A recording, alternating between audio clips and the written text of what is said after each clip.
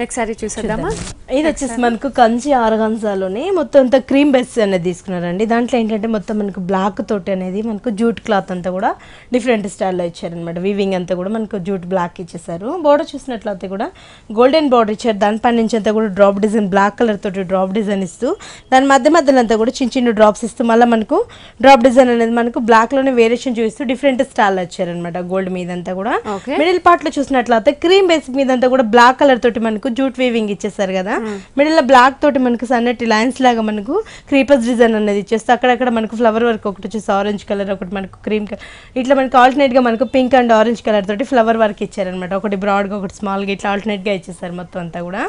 శారీ అంతా కూడా ఇలానే రన్ అవుతూ వస్తుంది. కింద బోర్డర్ చూసినట్లయితే కూడా కొంచెం బ్రాడ్ సైజ్ పైన వచ్చేసి మనకు కొంచెం స్మాల్ గా ఇచ్చారు కదా. కింద వచ్చేటప్పటికి మనకు కొంచెం బ్రాడ్ గా మనకు గోల్డెన్ అనేది ఇస్తూ డ్రాప్ డిజైన్ కూడా డిఫరెంట్ స్టైల్ లో తీసుకున్నారు అనమాట. సో సారీ మొత్తం కూడా చాలా హైలైట్ అవుతూ వచ్చిందండి. సారీ అంతా కూడా బ్లాక్ మీద మనకి పింక్ రెడ్ వచ్చేసరికి చాలా హైలైట్, కొంచెం మనకి హైలైట్ గా తీసుకున్నారు అనమాట.